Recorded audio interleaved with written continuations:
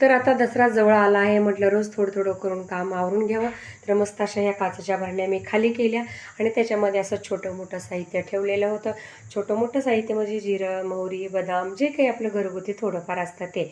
आणि हे सगळं साहित्य मी व्यवस्थित असं एक दिवस उन्हामध्ये सुकवून घेतलं आणि त्यानंतर ह्या भरण्यासुद्धा व्यवस्थित अशा धुवून घेतल्या. तर तुम्ही बघू शकता ह्या भरण्या कोणत्या आहेत, तुम्ही तर ओळखल्या असतील.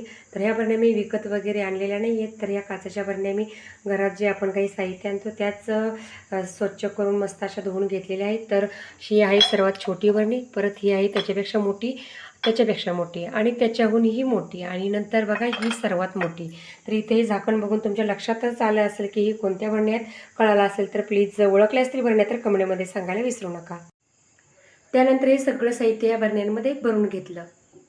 कसं आहे ना, ह्या काचेच्या भरण्यांमध्ये साहित्य ठेवलं की आपल्याला लगेच सापडतं. मस्त असं बाहेरून